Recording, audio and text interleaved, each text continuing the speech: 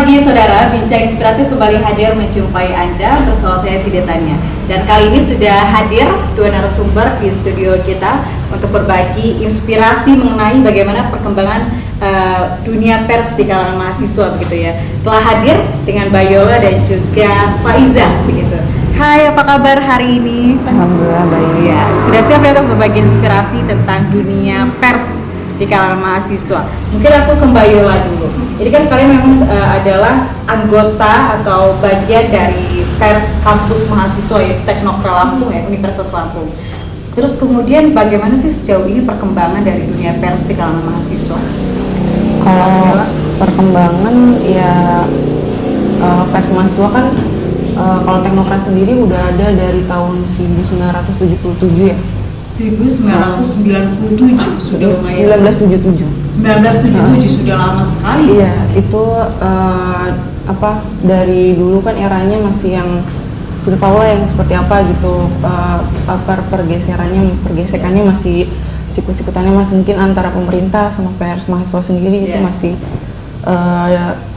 bersih tegangnya masih sangat erat gitu kan. Kalau mungkin sekarang kan lebih pers mahasiswa mungkin udah lebih kayak bisa dibilang revolusi revolusi mungkin ya, per tahap gitu, menjadi media yang ya mungkin nggak pergeserannya nggak seketat dulu gitu, pemerintah juga gitu. Oke. Dan sejauh ini apa saja sih aktivitas yang biasa kalian lakukan? Pasti ruang lingkup masih tetap di kampus ya, inilah begitu. Apa saja kegiatan yang kalian lakukan sejauh ini? Kalau Teknokra sendiri, untuk aktivitas di dalam organisasi. Iya, kalau Teknokra sendiri kan selain fungsinya memang organisasi juga pers kampus gitu kan, jelas ada penerbitan, ada kegiatan juga gitu. Kalau untuk penerbitan menerbitkan tabloid, majalah, yang ada online juga, ada Teknokra TV, kalau untuk sudah kegiatan mulai itu ya berkembang lebih iya, jauh. udah ada Teknokra TV di channel itu kan. Kalau untuk kegiatan ya itu seperti sekarang nih kita yang mau kita sampaikan di sini, itu kita mau ngadain kegiatan nasional gitu.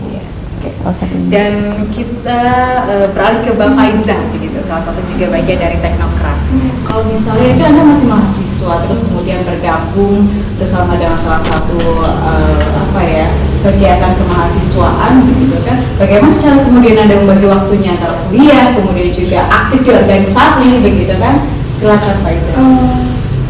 Kebetulan kalau di Universitas Lampung sendiri mungkin ada bedanya gitu kan, yang eksak sama yang eksak. Jadi kalau yang eksak itu mungkin lebih susah bagi waktunya karena mereka tugasnya lebih banyak.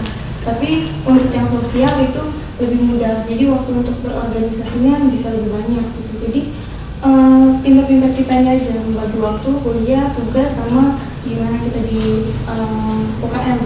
Tapi sejauh ini ketika kuliah berjalan, kemudian juga organisasi juga berjalan, sempat terganggu tidak begitu salah satunya, atau memang semuanya bisa berjalan dengan baik?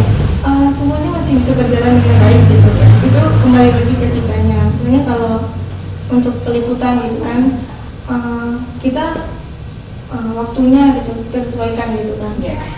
Kalau misalnya kita nggak bisa, teman yang lain yang mungkin di jam itu kosong, ya di gantian gitu. Terus kalau untuk kegiatan kita kegiatannya setelah jam kuliah, jadi sama sekali tidak mengganggu sih.